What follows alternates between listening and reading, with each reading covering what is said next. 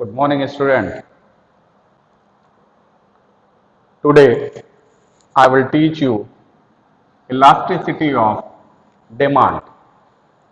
In previous class, I have taught you the theory of demand and law of demand.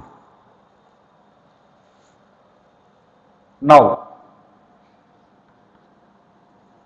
in elasticity of demand,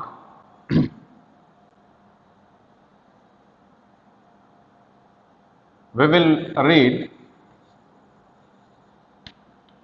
price elasticity of demand.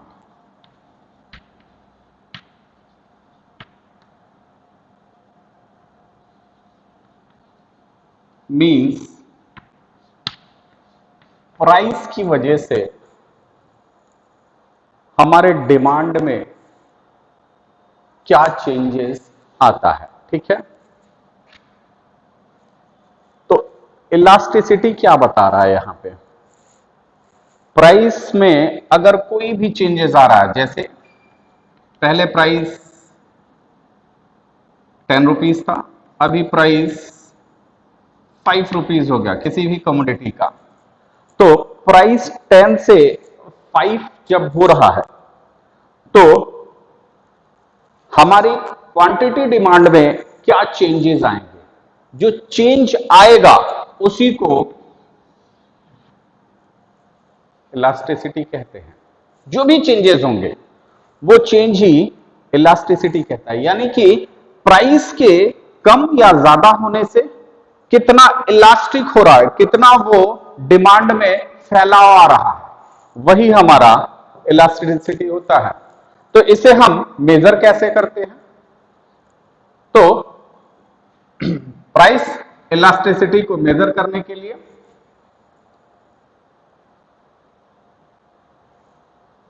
Four method दिए गए हैं, but यहां पर हमें सिर्फ एक ही method पढ़ना है, क्योंकि हमारे सिलेबस में सिर्फ एक ही मेथड है और वो है परसेंटेज मेथड। क्लियर है?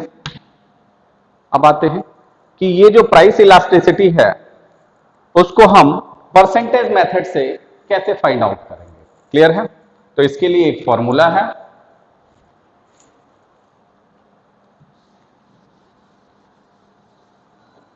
फॉर्मूला क्या है?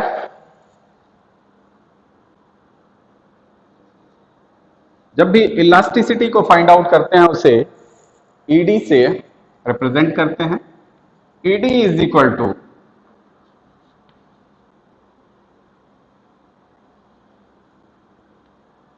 Percentage change in quantity demand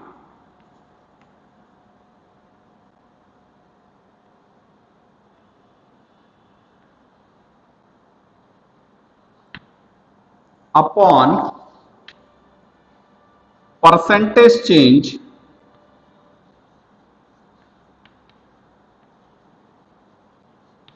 in price.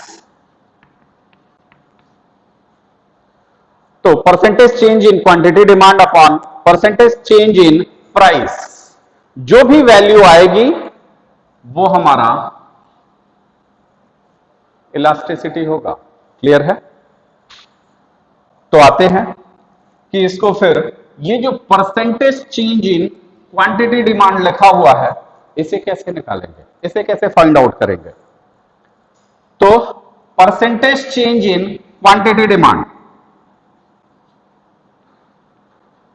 Percentage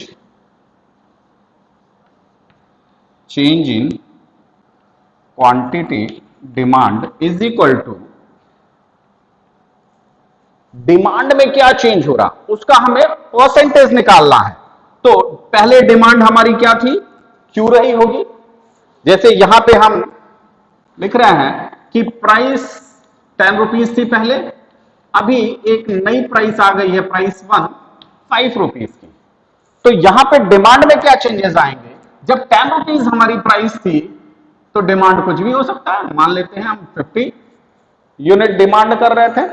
अब अगर प्राइस 5 रुपीज हो गई तो लॉ ऑफ डिमांड क्या कहता है कि प्राइस और डिमांड के बीच में इनवर्स रिलेशन होता है। तो इनवर्स रिलेशन होगा, प्राइस कम हुआ तो फिर क्या होएगा डिमांड में, डिमांड इंक्रीज कर जाएगी और यहां पे ये 100 हो जाएगा। क्लियर है? क्योंकि ये लॉ ऑफ डिमांड कहता है। और क्यों कहता है? जब प्राइस में चेंजेस आएंगे और डिमांड के अदर फैक्टर कांस्टेंट रहेंगे तो प्राइस और डिमांड के बीच में इनवर्स रिलेशन बनेगा। क्लियर है? अब आते हैं, तो यहां पर हम देख रहे हैं कि क्या हो रहा है, डिमांड 50 से 100 जा रहा है जब प्राइस 10 से 5 पे आ रहा है, यानी कि यहां पर डिमांड में चेंजेस आ रहे हैं। और ये जो चेंजेस आ रहे हैं ये कितने परसेंट का चेंज आ रहा है वही हमें निकालना है। ये परसेंटेज इसका जो भी आएगा और इसके प्राइस में जो भी परसेंटेज के चेंजेस आएंगे वो हम निकाल के और फिर हम ईडी इजिली फाइंड आउट कर सकते हैं।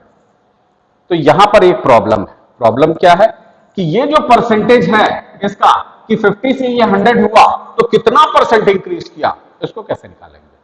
तो इसको निकालने के लिए सिंपली फॉर्मूला है कि ये Q1 है, ये पुरानी Q है, तो Q1 minus Q upon old quantity into 100। इस फॉर्मूले से Q1 minus Q upon Q into 100 से हमारा percentage change in quantity demand निकल के आता है। क्लियर है? तो फिर परसेंटेज चेंज इन प्राइस कैसे निकलेगा? सेम फॉर्मूला यही यहां पे भी पुट अप करेंगे। Percentage change in price. तो यहां पर हमें चेंज किसका देखना है? प्राइस का चेंज। तो हमारा P1 क्या है? P1 minus P upon P into 100। Clear है?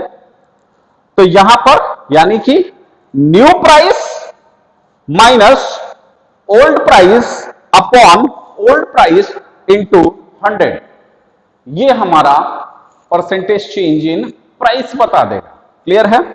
जो भी वैल्यू आएगी एक्स वाई जेड, मान लेते हैं यहां पे y वैल्यू आ रहा है और percentage change in quantity demand में x वैल्यू आ रहा है, जो भी वैल्यू आए।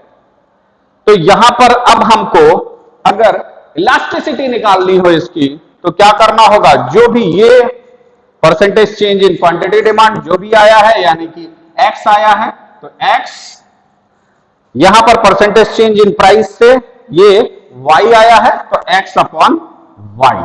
यहां पर ये मैं सिर्फ आपको समझाने के लिए बता रहा हूं, x और y में यहां पर नंबर्स आएंगे। ठीक है? वो नंबर्स कुछ भी हो सकते हैं, जैसे मान लेते हैं यहां पे नंबर आ गया, अच्छा इसी को सॉल्व कर लेते हैं। ठीक है? तो यहां पर हमारा Q1 क्या है? 100 है, तो 100 माइनस 50 अपॉन 50 इंटू 100, ये 2, यहां पर 100 आ जाएगा। क्लियर है? इसको जब सॉल्व आउट करेंगे तो यहां पर 100 आएगा। अब आते हैं P में क्या है? P1 5 है, 5 माइनस 10 अपॉन 10 इंटू 100, ये 10 हो जाएगा। 5 से 10 गया -5, -5 into 10 is equal to -50। Clear है? अब आते हैं, ये -50 है और ये 100 है। यहां पर हमने एक चीज बताया है कि ईडी इज इक्वल टू यानी कि इलास्टिसिटी ऑफ डिमांड, और वो भी इस पर प्राइस पे। जब हम प्राइस इलास्टिसिटी निकाल रहे हैं तो ED is equal to minus का, यहां पे माइनस होएगा बिल्कुल सेंटर में, minus percentage change in quantity demand upon percentage change in price, ये होएगा। क्लियर है?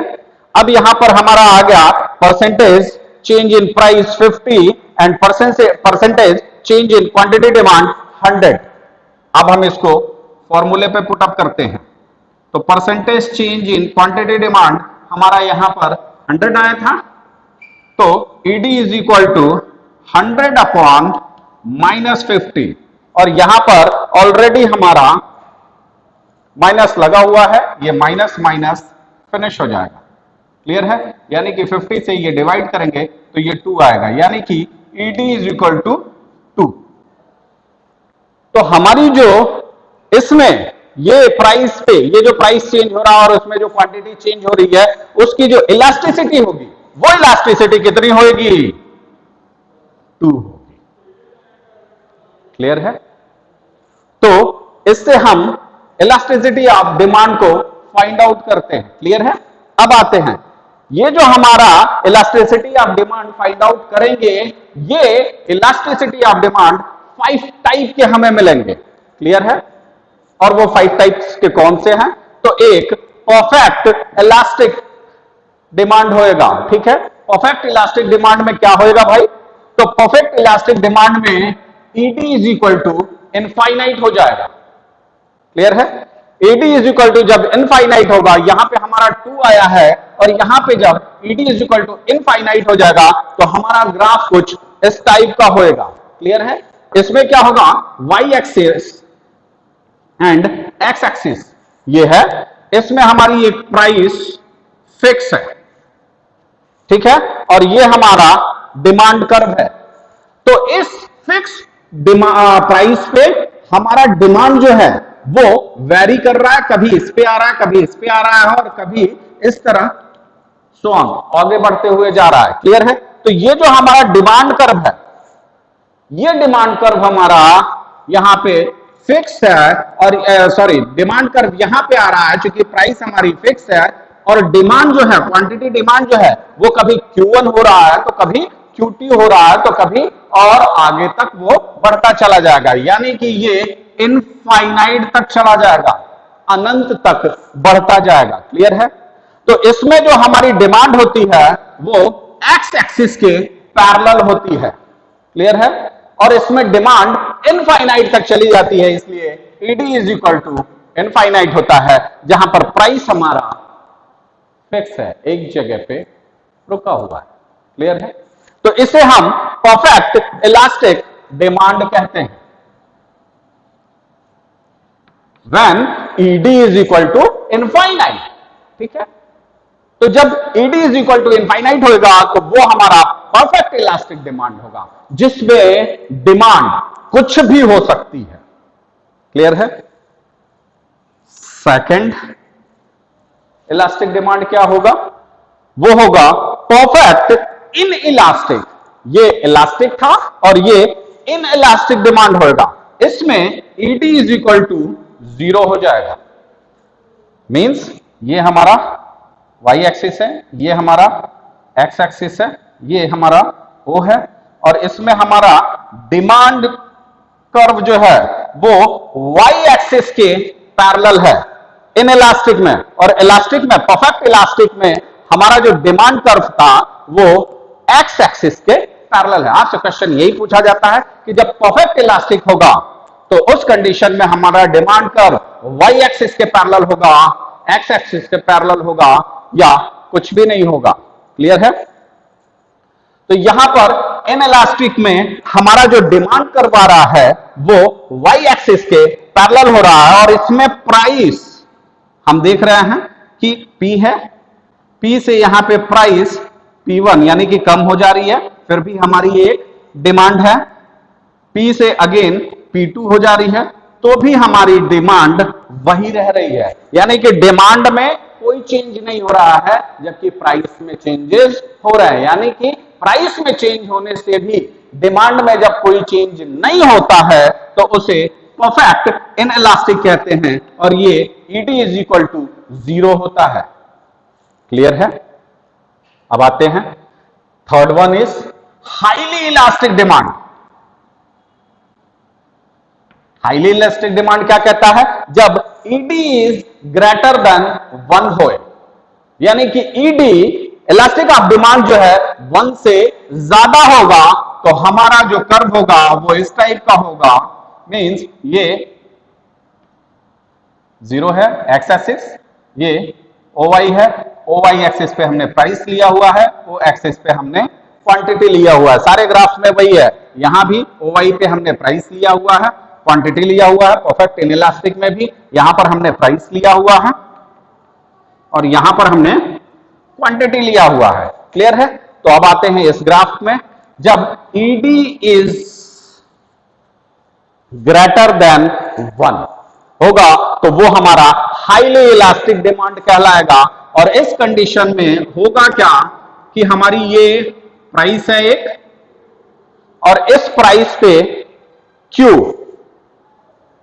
डिमांड हम कर रहे हैं, लेकिन जैसे ही किसी कमोडिटी की एक प्राइस कम हो रही है, हल्की सी प्राइस कम हो रही है यहां पे, लेकिन हमारा डिमांड प्राइस के कंपैरिजन ज्यादा रिएक्ट कर रहा है। क्लियर है? यानी कि थोड़ा सा प्राइस में चेंज होने से जब डिमांड में बहुत ज्यादा चेंज हो जाता है तो उसे हाईली इलास्टिक डिमांड कहते हैं। क्लियर है? और वहां पर ED इज ग्रेटर देन 1 होएगा और इसमें इसका डिमांड कर्व ऐसे फ्लैटर होएगा। क्लियर है? Next one, less elastic demand. Less elastic demand इसका अपोजिट होगा, हाईली इलास्टिक डिमांड का अपोजिट होगा। हाईली इलास्टिक डिमांड में क्या था? ED इज ग्रेटर देन 1, तो यहां पर लेस इलास्टिक डिमांड में ED इज लेस देन 1 होगा, यानी कि ED यानी कि इलास्टिक ऑफ डिमांड जो है वो 1 से कम होएगा। ठीक है? यहां इसे भी इस ग्राफ से देख लेते हैं। ये O एक्सिस है, O X एक्सिस है जिस पे हमने क्वांटिटी लिया है, ये O Y एक्सिस है जिस पे हमने प्राइस लिया हुआ है। एक प्राइस पे हमारी P प्राइस पे हमारी Q क्वांटिटी किसी भी कमोडिटी की हम लोग कंज्यूम कर रहे हैं। जैसे ही प्राइस में चेंज आया, P से ये P1 हुआ, यानी कि प्राइस थोड़ी कम हुई, इसका डिमांड भी ऑब्वियसली Q से बढ़कर Q1 हो जा रहा है। लेकिन यहां पर चेंज क्या आ रहा है? यहां पर चेंज ये आ रहा है कि प्राइस में बहुत ज्यादा चेंज आया है, बहुत ज्यादा प्राइस कम हुआ है, बट उसके कंपैरिजन हमारा जो डिमांड है वो उतना ज्यादा नहीं बढ़ा है। क्लियर है? यानी कि प्राइस बहुत ज्यादा कम होगा बट डिमांड उसके कंपैरिजन थोड़ा सा ही बढ़ेगा, उसे लेस इलास्टिक डिमांड कहते हैं, जिसमें ED इज लेस देन 1 होगा। Is that clear? नेक्स्ट आता है यूनिटरी इलास्टिक डिमांड।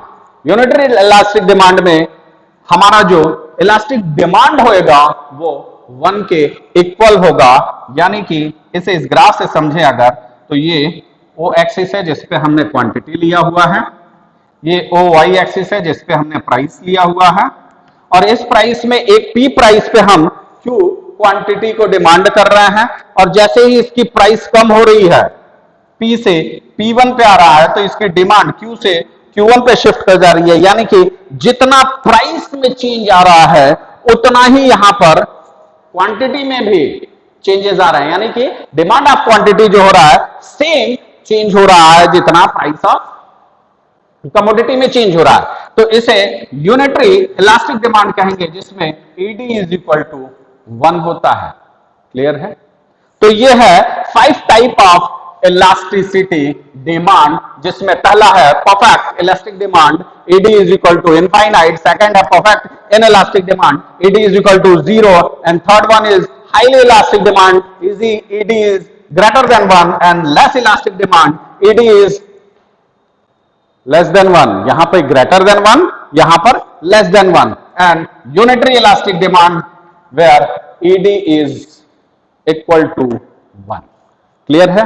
तो ये है हमारा इलास्टिसिटी ऑफ डिमांड, जिसको हम फाइंड आउट इस फॉर्मूले से करते हैं। इस फॉर्मूले को फाइंड आउट करने के लिए यहां पर क्वांटिटी का परसेंटेज चेंज का ये फॉर्मूला होगा और प्राइस का चेंज का ये फॉर्मूला होगा। जो भी वैल्यू आएगी वही ED होगा, और ये ED अगर इनफाइनाइट होगा तो वो परफेक्ट इलास्टिक होगा, 0 होगा, तो ऐसे होगा। क्लियर है? तो ये था हमारा डिमांड चैप्टर। डिमांड चैप्टर हमारा फिनिश होता है। इसमें कहीं से भी किसी को कोई प्रॉब्लम आती है तो वो मुझसे पूछ सकता है। Thank you class.